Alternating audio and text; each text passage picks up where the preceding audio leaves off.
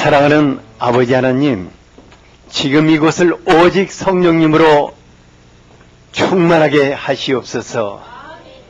성령 하나님의 감동만이 이곳에 가득하게 하여 주시옵소서.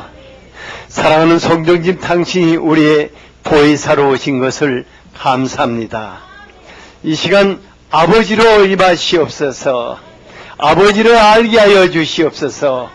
아버지의 사랑에 품에 안기게 하여 주시기를 원합니다. 성령 하나님, 이 시간 우리에게 예수 그리스도로 임하시옵소서. 주님의 십자가의 사랑을 통해서 주님과 우리가 하나 되기를 원합니다. 오직 예수 그리스도로 지금 임하시옵소서. 아버지 하나님의 그 놀라운 기쁨과 행복이 우리의 기쁨이요 우리의 행복이 되게 하여 주시기를 원합니다. 성령 하나님, 예수의 이름으로 우리의 내면 세계에 있는 모든 상처들을 치유하여 주시옵소서. 아픔을 싸매 주시옵소서. 우리의 육체의 병든 것들을 치유하여 주시옵소서. 그래서 이 예배 시간이 가장 행복한 시간이 되기를 원합니다. 성령 하나님, 우리에게 말씀하시는 하나님으로 지금 우리에게 말씀하여 주시기를 원합니다. 당신의 말씀이 우리의 생명이요 곧 우리의 삶인 것을 믿습니다. 성령 하나님, 지금 올려드리는 이 성가를 축복하시고 그대로 우리에게 임재하여 주시옵소서. 당신을 기대하겠습니다.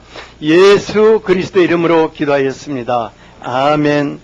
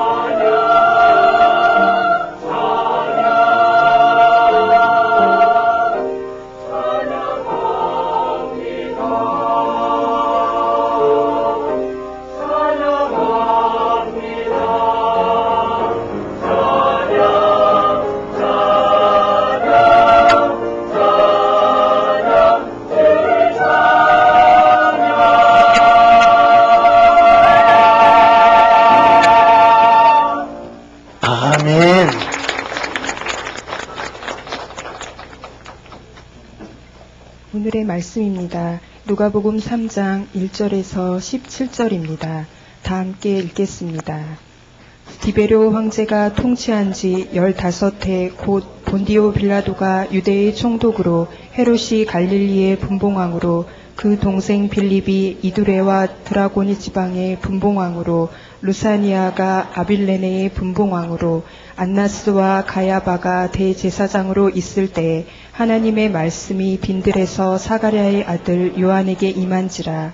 요한이 요단강 북은 각처에 와서 죄사함을 받게 하는 회개의 세례를 전파하니 선지자 이사야의 책에 쓴 바 광야에서 외치는 자의 소리가 있어 이르되 너희는 주의 길을 준비하라. 그의 오실 길을 곧게 하라. 모든 골짜기가 메워지고 모든 산과 작은 산이 낮아지고 굽은 것이 곧아지고 험한 길이 평탄하여질 것이요 모든 육체가 하나님의 구원하심을 보리라 함과 같으니라. 요한이 세례 받으러 나오는 무리에게 이르되 독사의 자식들아 누가 너희에게 일러 장차 올 진노를 피하라 하더냐. 그러므로 회개에 합당한 열매를 맺고 속으로 아브라함이 우리 조상이라 말하지 말라. 내가 너희에게 이르노니 하나님이 능히 이 돌들로도 아브라함의 자손이 되게 하시리라. 이미 도끼가 나무 뿌리에 놓였으니 좋은 열매 맺지 아니하는 나무마다 찍혀 불에 던져지리라. 무리가 물어 이르되 그러면 우리가 무엇을 하리까? 대답하여 이르되 옷 두 벌 있는 자는 옷 없는 자에게 나눠줄 것이요 먹을 것이 있는 자도 그렇게 할 것이니라 하고 세리들도 세례를 받고자 하여 와서 이르되 선생이여 우리는 무엇을 하리이까 하매 이르되 부과된 것 외에는 거두지 말라 하고 군인들도 물어 이르되 우리는 무엇을 하리이까 하매 이르되 사람에게서 강탈하지 말며 거짓으로 고발하지 말고 받는 급료를 족한 줄로 알라 하니라. 백성들이 바라고 기다림으로 모든 사람들이 요한을 혹 그리스도신가 심중에 생각하니 요한이 모든 사람에게 대답하여 이르되 나는 물로 너희에게 세례를 베풀거니와 나보다 능력이 많으신 이가 오시나니 나는 그의 신발끈을 풀기도 감당하지 못하겠노라. 그는 성령과 불로 너희에게 세례를 베푸실 것이요 손에 키를 들고 자기의 타작마당을 정하게 하사 알곡은 모아 곡간에 들이고 쭉정이는 꺼지지 않는 불에 태우시리라. 아멘. 아멘. 우리 찬양팀 또 찬양대들 이 찬양을 통해서 성령 하나님 우리를 감동케 하신 것을 감사합니다. 오늘 말씀의 한 주제는 우리 마음의 주인이 바뀌면 삶이 달라진다. 우리 마음의 주인이 바뀌면 삶이 달라집니다. 바로 예수 그리스도께서 우리의 마음의 주인으로 오셨습니다. 그분이 우리 마음의 주인이 되시면은 그때부터 성령 하나님 우리의 삶을 바꾸기 시작하십니다. 옆에 분에게 마음의 주인이 바뀌면 삶이 달라집니다. 예수님이 당신의 마음의 주인이 되시면 삶이 달라집니다. 1, 2절에 보면은 예수님께서 그리스도로 사역을 시작하실 때 시대적 상황이 그야말로 어수선했습니다. 로마는 이스라엘을 무력으로 점령해서 총독부를 설치하여 지배하였고 또 나라는 지금 여러분들 TV만 딱 키면은 이제 이스라엘을 주변하는 가자지구 난리가 났죠. 근데 바로 그 적은 지역을 세 조각으로 나누어서 지역의 군벌들이 왕노릇을 하고 있었습니다. 그리고 백성들은 하나님의 마음으로 돌봐야 할 종교 지도자들은 정치권과 결탁을 해서 아주 호화로운 귀족 생활을 하고 있었습니다. 예수님 당시의 백성들은 하나님의 선택받은 백성이었지만은 나라를 빼앗기고 주권을 잃어버렸습니다. 그리고 강제노동과 굶주림과 여러 가지 질병으로 고통을 당하며 살았습니다. 마치 세상은 하나님께서 아예 포기해버린 것 같은, 너무나 혼란하고 너무나 공허하고 어두움만 가득하였습니다. 그런데 하나님은 그 세상을 포기하지 않으시고 말씀으로 임하셨다고 하였습니다. 2절에 보면은 그 말씀으로 임하신 하나님이 당연하게 대제사장인 안나스나 가야바에게 임했어야 할 건데 그렇지 않고 빈들에 거하고 있는 세례 요한에게 임하셨습니다. 하나님의 말씀이 임하는 것이 바로 희망의 시작입니다. 하나님의 말씀이 이 시간 여러분들의 심령에 임하시기를 바랍니다. 하나님의 말씀이 여러분들의 삶의 희망이 되게 되시기를 바랍니다. 하나님의 말씀에 사로잡힌 세례 요한은 요단강 부근에서 백성들이 그리스도 예수님을 맞이할 마음 준비를 시키기 위해서 죄를 회개시키고 물로 세례를 베풀었습니다. 4, 5절을 같이 한번 읽어보겠습니다. 시작. 선지자 이사야의 책에 쓴 바 광야에서 외치는 자의 소리가 있어 이르되 너희는 주의 길을 준비하라. 그의 오실 길을 곧게 하라. 모든 골짜기가 메워지고 모든 산과 작은 산이 낮아지고 굽은 것이 곧아지고 험한 길이 평탄하여질 것이요. 주의 길을 예비하기 위해서 세례 요한이 선구자로 섰습니다. 주의 길을 예비한다는 것은 예수님을 우리의 마음의 왕이요 주인으로 모셔드리는 준비를 하는 것입니다. 우리가 사람들의 마음을 들여다볼 수만 있다면 정말 기절해버릴 것입니다. 어떤 사람들은 상처를 받고 또 받고 또 받아서 너무너무 깊이 패여서 골짜기와 같이 너무너무 깊은 마음을 보게 됩니다. 또 어떤 사람은 반대로 교만하게 돼서 높고 낮은 산들이 마음속에 계속 이렇게 치솟아 있습니다. 그런가 하면 어떤 사람들은 마음이 병들고 꼬여서 아주 험악해져 버린 사람도 있습니다. 그런가 하면 마음이 깎아지는 절벽 같은 분도 있고 깊은 수렁과 같아서 절망의 수렁에 빠져서 허우적거리며 살고 있는 분들도 있습니다. 그런가 하면 또 어떤 분들은 마음이 거대한 무덤이 되어서 모든 슬프고 어둡고 억울한 것들을 그 속에 묻어놓고 우울하게 살고 있습니다. 근데 이 같은 그 병든 마음으로, 병든 눈으로 사람들과 모든 사물과 사건들을 바라보고 생각하기 때문에 그것이 바로 그 사람의 삶으로 그대로 들어오는 것을 보게 됩니다.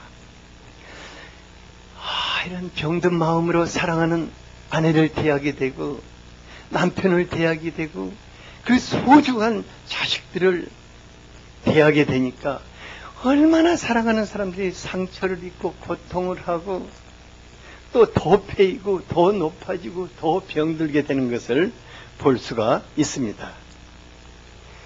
마음이 그 사람의 삶이 되는 것입니다.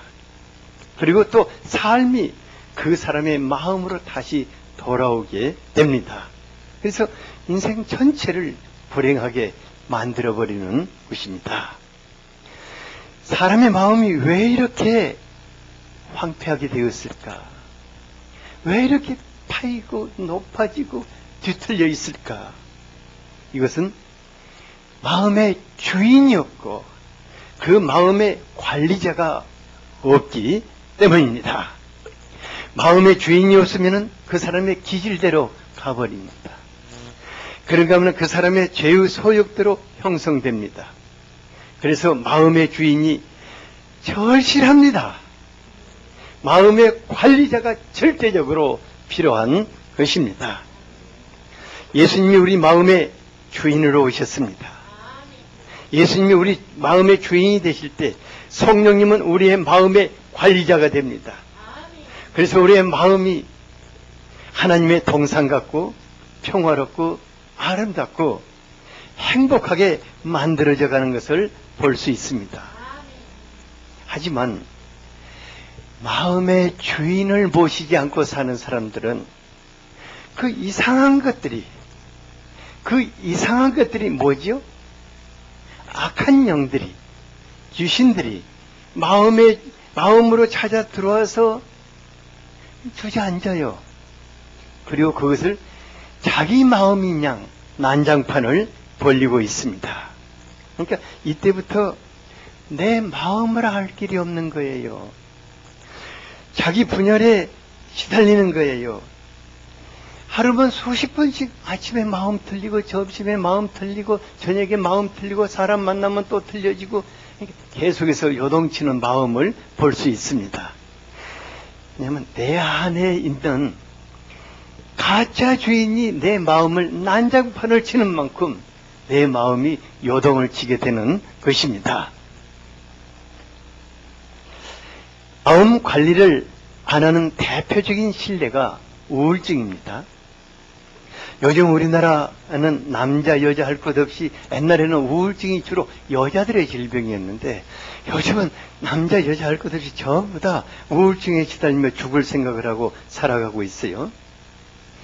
우울증은 뭐 다른 이유에서도 생길 수 있지만 대체적으로 뭔가 억울한 일을 당할 때 힘이 없거나 아니면은 그냥 어떤 연유에선 간에 자기 마음에 묻어두고 또 이런 일도 내 마음속에 묻어주고 또 저런 인간도 내 마음속에 묻어주고 오늘 아침에 뭐라고 한 남편도 내 마음에 또 묻어주고 뭐 자식들도 묻어주고 이렇게 하다 보면은 마음이요 거대한 무덤이 되는 거예요. 뭐 하나 묻힐 때마다 더 커지는 거예요. 마음이 뭐가 된다고요? 예, 무덤이 되는 거예요. 그런데 문제는 그 무덤 속에 그 영이 들어와서 보니까 이게 자기가 살만한 곳이거든요. 그게 어둠의 영이고 우울의 영입니다. 그러니까 마음의 주인이 없으니까 마음을 관리하는 자가 없으니까 그 귀신들이 눌러 앉아서 주인 행사를 하며 오만 가지 우울한 것들로 우리를 충동질하는 거예요. 아침에도 그냥 뭐가 충동질하고 우울해져요. 점심에도 뭐가 충동질하고 우울해져요. 이렇게 해서 우울증 환자가 되는 것입니다. 그래서 우울증이 있다 하면은 내게 마음의 주인이 필요한구나. 뭐가 필요하다가요? 마음의 주인이 필요하고 내 마음을 관리해 줄 분이 필요하구나.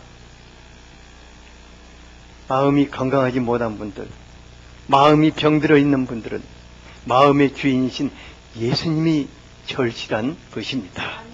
그러니까 예수님이 그 마음과 삶 가운데 그리스도로 임하시지 않으면 희망이 없는 것입니다. 그런데 주님을 모셔드리기 위해서는 마음 준비가 필요합니다. 6절에 마음만 준비되면은 모든 육체가 하나님의 구원을 보게 되리라고 선언하고 있습니다. 그러면 우리가 주님을 마음의 주인으로 모셔드리기 위해서 마음 준비를 어떻게 할 수 있겠습니까? 마음 준비라는 것은요, 그렇게 복잡하고 어려운 것이 아닙니다. 이제 이 옆에 보면은 화랑마을 조성하고 있는데 언덕 뒤편이 굉장히 파인 골짜기거든요. 그러니까 그것을 막 메꾸고 높은 것을 깎아 내리고 굽어 있는 것들을 막 펴고 이렇게 하려니까 뭐 평탄 작업 하려니까 엄청난 중장비가 동원되거든요. 근데 여러분들의 마음을 평정하는데 무슨 중장비가 필요하겠습니까? 무슨 포크레인을 초청할 필요가 있겠습니까? 그렇지 않는 것 같아요. 우리 마음을 위해서는 우리가 할 수 있는 일이 거의 없습니다. 옆에 사람에게 당신의 마음을 평정시키기 위해서는 당신이 할 수 있는 일이 거의 없습니다. 이 얘기입니다.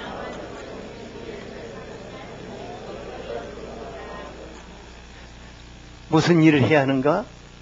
시편 51편 17절을 같이 한번 읽어보겠습니다. 네, 시작. 하나님께서 구하시는 제사는 상한 심령이라. 하나님이여 상하고 통회하는 마음을 주께서 멸시하지 아니하시리이다. 네.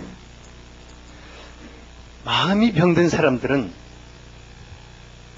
자기를 괴롭히는 모든 문제가 다 다른 사람들에게 있다고 생각해요. 그리고 주변의 환경 때문에 온다고 생각을 합니다. 그래서 그런 것들을 미워하고 분노하고 오만 원망을 쏟아넣습니다. 하지만 회개란 그런 게 아닙니다. 회개란 자기를 인정하고 돌이키고자 결단하는 것입니다. 회개란 자기를 인정하고 돌이키고자 결단하는 것입니다. 그러니까 하나님 앞에서 1대1로 서서 모든 것이 주님 나 때문입니다. 내가 정말 망할 죄인입니다. 내가 모든 고통의 원인을 제공하고 있는 자입니다. 이렇게 인정하고 상한 마음으로 통회하는 것입니다. 그러니까 주님, 이 모든 것이 원인 제공을 내가 했습니다. 그러니까 저 사람이 나에게 뭔가 막 했는데 내가 없으면 하겠습니까? 안 해요. 원인 제공을 내가 했다 그 말입니다. 그러니까 뭐 세상이 막 뒤죽박죽하는데 거기에 내가 없다면 그것이 나를 해칠 수 있어요? 아니, 내가 원인 제공을 한 거예요. 그래서 주님, 원인 제공을 내가 했습니다. 나를 불쌍히 여기소서. 그리고 그리스도 앞에 납작하게 엎드리는 것입니다. 회개란 다른 게 아닙니다. 주님, 모든 것이 내 책임입니다. 내가 죄인입니다. 그리고 주님 앞에 납작하게 엎드리는 것입니다. 회개가 뭐라고요? 예, 주님 앞에 나 때문입니다 하고 납작하게 엎드리는 것입니다. 이때 주님께서 성령으로 내 안에 들어오셔서 주님이 거할 초소를 친히 예비하기 시작합니다. 7절에서 세례 요한은 그들의 마음 상태를 지적해주고 있어요. 같이 한번 읽어봅시다. 네, 시작. 요한이 세례받으러 나아오는 무리에게 이르되 독사의 자식들아 누가 너희에게 일러 장차 올 진노를 피하라 하더냐. 예, 세례 요한은 그들에게 독사의 자식들이라고 무섭게 책망을 했어요. 이 말은 뭐냐면 그들이 회개를 해야 하는데 회개할 마음이 전혀 없었기 때문입니다. 8절에 보면 그들은 자신들이 하나님께 선택받은 아브라함의 자손이라는 영적인 교만에 사로잡혀 있었습니다. 그들이 세례를 받기 위해서 온 것은 삶을 돌이키기 위해서 온 것이 아니라 당면한 하나님의 진노를 두려워하며 피해보고자, 그러니까 심판을 모면하고자 하는 마음 때문에 온 것입니다. 나는 세례받았다. 그래서 나는 하나님의 진노를 피할 수 있을 것이더라 하는 그런 안심보험을 넣기 위해서 왔습니다. 그러니까 신앙생활의 핵심이 뭡니까? 신앙생활의 핵심은 예수님을 나의 마음속에 주인으로 모셔드리고 예수님이 나의 삶의 주인이 되시도록 삶을 바꾸는 것입니다. 신앙생활의 핵심이 뭐라고요? 예, 삶을 바꾸는 것입니다. 신앙생활은 우리 마음을 조금 위로받고 평안을 누리는 것이 아닙니다. 그들은 아브라함의 자손이라는 영적인 교만에 사로잡혀 있었지만은 아브라함의 자손은 아니었습니다. 혈통으로는 아브라함의 자손이었겠지만 실제적으로는 아브라함의 자손이 아니었습니다. 하나님의 백성들도 아니었습니다. 그들은 마음에 독을 품고 있는 누구라고 그랬습니까? 독사의 자식이라고 말했어요. 그런데요, 제가 이 메시지를 쓰다가 세례 요한이 나와 마주치기에 딱 된다고 하면은 그가 나를 보고 뭐라고 할까? 이 생각, 이게 참 궁금하더라고요. 옆 사람의 얼굴 한번 천천히 들여다봤어요. 얼굴 한번 쳐다봤어요. 만약에 당신이 세례 요한이라면 뭐라고 하겠습니까? 아마 그 사랑스러운 사람이 독사의 자식이라고 하지는 않겠죠. 아니, 독사 같은 사람이 하나도 없거든요. 신앙인들 중에서는요, 정말 스스로를 기만하며 사는 사람들이 참 많다 하는 생각이 듭니다.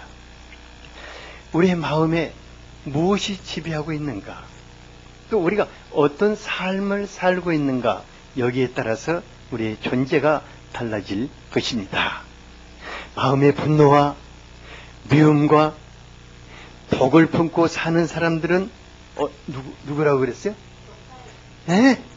하지만 마음에 사랑과 겸손과 하나님의 마음을 품고 사는 사람들은 누구겠습니까? 네, 하나님의 자식들인 것입니다. 제가요, 이제 숲속을 거의 날마다 이제 이렇게 걷는데 종종 뱀을 만나요. 그런데 독이 없는 꽃뱀이나 물뱀은 저를 보는 순간에 사정없이 도망가 버려요. 하지만 독사는 고개를 뻣뻣하게 쳐들고 길을 딱 가로막고 움직이지도 않아요. 그러니까 겸손하게 도망하는 물뱀은 살고 독을 품는 독사는 나한테 죽는 거예요. 근데 항상 짝대기를 가지고 있거든요. 내가 피할 일은 없잖아요. 제가 뱀을 딱 만나면 뭐라고 말해주면 살라면 빨리 도망가라. 살라면 빨리 도망가라고 그래요. 세례요한이 영적인 교만에 사로잡혀 있는 사람들을 독사의 자식들이라고 무섭게 책망한 것은 다른 것이 아니었습니다. 그들이 회개하기 어려운 사람들이었기 때문입니다. 마음에 독을 품은 사람들은 다른 사람들을 노려보며 회개하기 싫어합니다.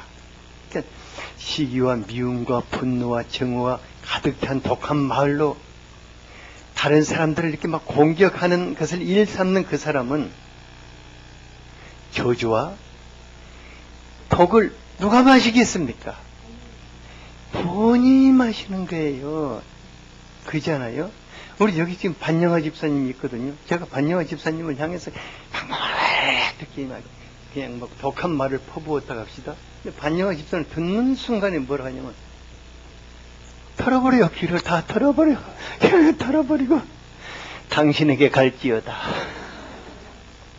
아니, 그걸 누가 먹는 거예요? 자기가 다 마시는 거예요. 자기가. 그러니까 그 삶이 얼마나 그냥 미치게 고통스럽고 파멸에 이르게 되겠습니까? 구절을 얼마나 그 사람이 위험한 사람인가 한번 보세요. 예, 시작. 이미 도끼가 나무 뿌리에 놓였으니 좋은 열매 맺지 아니하는 나무마다 찍혀 불에 던져지리라. 예. 좋은 열매 맺지 않는 사람은, 삶 속에서 좋은 열매 맺지 않는 사람은, 입술에 좋은 열매를 맺지 못하는 사람은 어떻게 된다고요? 예, 심판의 불 속에 던져지게 된다고 하였습니다. 그러니까 이건 뭐냐, 누가 보아도 아, 저 사람 저렇게 살더니 저 꼴이 되었구나. 그렇게 된다. 그 말입니다. 네. 우리가 뭐 마지막 심판날 불 속에 던져지는 거 아무도 보지 못할 거예요. 지금 여기서 보지 못했을 거예요. 네. 그런데 살아생전에도 보는 게 뭐냐면, 아, 저 사람 저렇게 살다가 저 꼴이 되었구나. 어떻게 살다가 저 꼴이 된다고? 네, 저렇게 살다가 저 꼴이 되었구나. 네. 그것을 보게 될 것입니다. 네.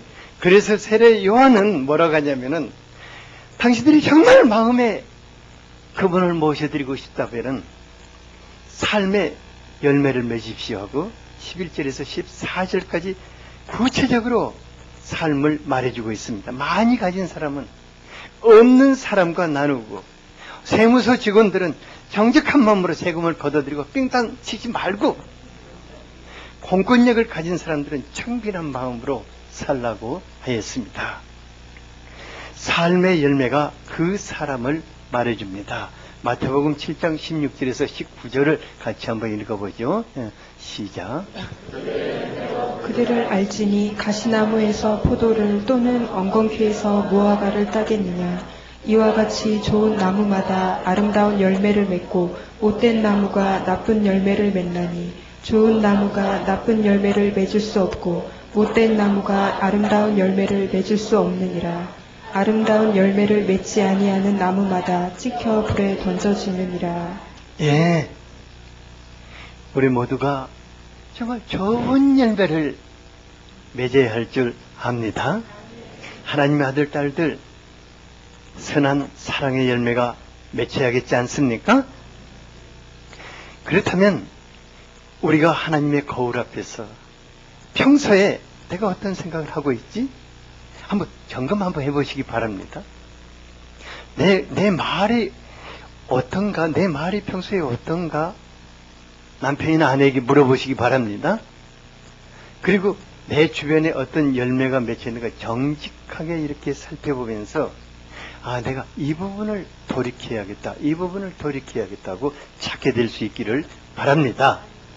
그러니까 여러분들이 지금 예배를 은혜롭게 드리고 막 기도를 하고 돌아가서 똑같은 삶을 산다면은 아무런 열매를 맺지 않게 될 것입니다. 예수님을 삶의 주인으로 모셔드릴 때 점점 예수님의 마음을 품게 되고 예수님과 같은 삶의 열매를 맺게 될 줄 압니다. 요한복음 15장 5절에 나는 포도나무요 너희는 가지니 그가 내 안에 내가 그 안에 거하면 이 사람은 과실을 많이 맺는다고 하였습니다. 그러면 예수님께서 우리 마음의 주인이 되실 때 어떻게 이처럼 놀라운 기적이 일어나는가? 같이 16절을 읽어보죠. 시작. 요한이 모든 사람에게 대답하여 이르되 나는 물로 너희에게 세례를 베풀거니와 나보다 능력이 많으신 이가 오시나니 나는 그의 신발끈을 풀기도 감당하지 못하겠노라. 그는 성령과 불로 너희에게 세례를 베푸실 것이요. 세례 요한은요, 사람들이 그리스도인가 오해할 정도로 능력 있는 사람이었습니다. 근데 그분이 할 수 있는 일이 어디까지라고 했냐면은 예수님을 모셔드릴 수 있도록 마음 준비를 시키는, 회개시키는 바로 거기까지가 자신의 전부라고 하였습니다. 그런데 우리가 마음을 조금만 삐거덕하고 열고, 마음 처음부터 다 열리지 않아요? 마음을 조금만 열어서 그분에게 열어드려도 주님이 자기 안에 들어오시고 성령과 불로 세례를 주신다고 하였습니다. 이때부터 놀랍게 마음에 기적이 일어나게 되는 것입니다. 이사야서 6장 5절에서 7절을 보면은 이사야 선지자가 성전에서 기도하다가 환상 중에 그 하늘 보좌의 영광 중에 계시는 거룩하신 하나님을 보게 되었습니다. 그때 그는 자기 모습을 발견했어요. 그리고 울부짖었어요. 화르다. 나는 지금 망하게 되었다. 내 입술이 부족한 사람이요 내 입술이 부족한 백성 중에서 거주하며 만군의 여호와 왕을 배웠다고 하였습니다. 그는 평소에는요 오만 소리 다 했는데 그게 얼마나 무서운 죄인지를 몰랐어요. 근데 하나님 앞에 쓸 때 이것 때문에 내가 망하게 되었다고, 내 입술 때문에 망하게 되었다고 그랬어요. 그때 천사 중 하나가 하나님의 제단에서 핀 숯불을 가지고 가서 이사야의 입술을 쥐지 하고 지져버렸어요. 그리고 뭐라고 했냐면, 보라, 이것이 내 입에 닫았으니 너의 악이 제하여졌고 내 죄가 사하여졌느니라. 성령 하나님, 우리가 자기의 죄를 잡아가고 회개할 때 거룩한 불로 우리의 죄를 소멸시켜버리십니다. 그래서 로마서 8장 2절에 보면은 이는 그리스도 예수 안에 있는 생명의 성령의 법이 죄와 사망의 법에서 너희를 회복하였음이라고 선포하고 있는 것입니다. 성령 하나님의 거룩한 불이 우리의 죄와 사망의 사슬을 끊어버리십니다. 그리고 놀라운 변화를 일으키기 시작하시는 것입니다. 에스겔서 36장 26절에 보면 새 영을 너희 속에 두고 새 마음을 너희에게 주되 너희 육신에서 굳은 마음을 제거하고 부드러운 마음을 줄 것이니라고 하였습니다. 지난날 우리의 마음이 어둠의 영이 지배할 때는 정말 혼란하고 정말 공고하고 허망한 것들로 가득했는데 새 영이신 성령 하나님께서 임하실 때 그 굳어버린 마음을 그냥 깨뜨려 버리십니다. 빻아버리십니다. 그래가지고 부드럽게 만들어 가십니다. 성령님이 주시는 새 마음이 하나님의 마음입니다. 성령님이 주시는 새 마음이 그리스도의 마음인 것입니다.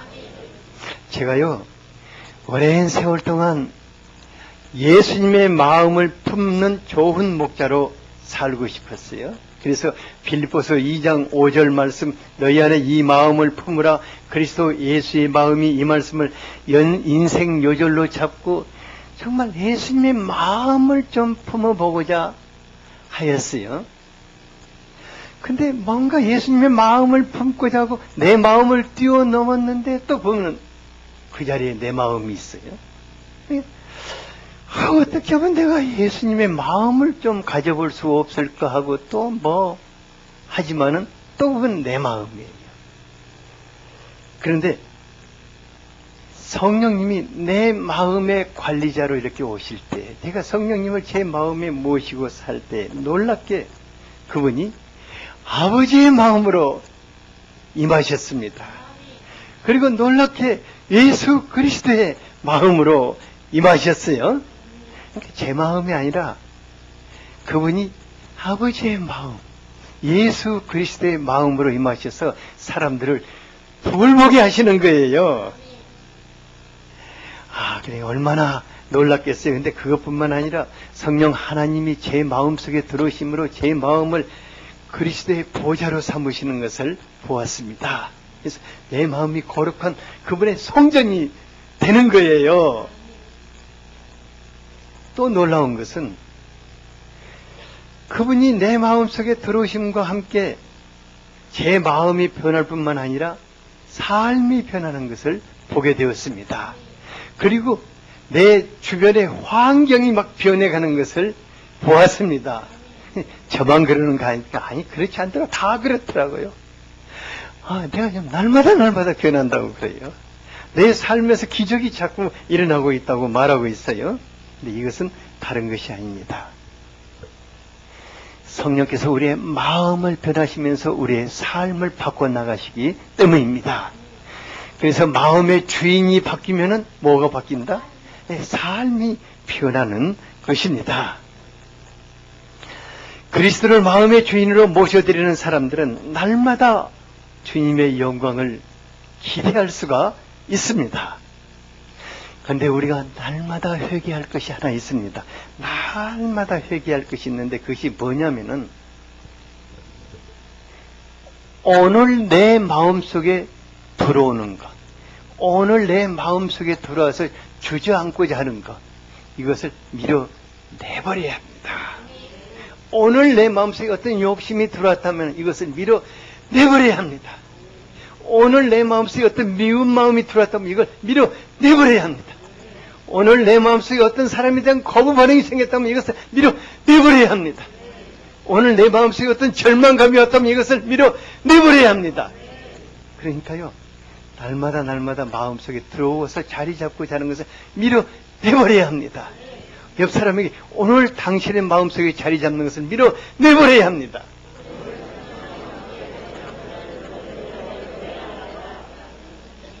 우리의 마음은 누구와 누구의만의 거처라고요? 예, 주님과 나만의 거처가 되어야 합니다. 우리의 마음은 주님과 나만의 신방이 되어야 합니다. 우리의 마음은 주님과 나만의 비밀한 장소가 되어야 합니다. 그 어떤 것도 그 속에 자리 잡도록 해서는 안 됩니다. 물론 밀려오겠죠. 우리는 밀어내버려야 합니다.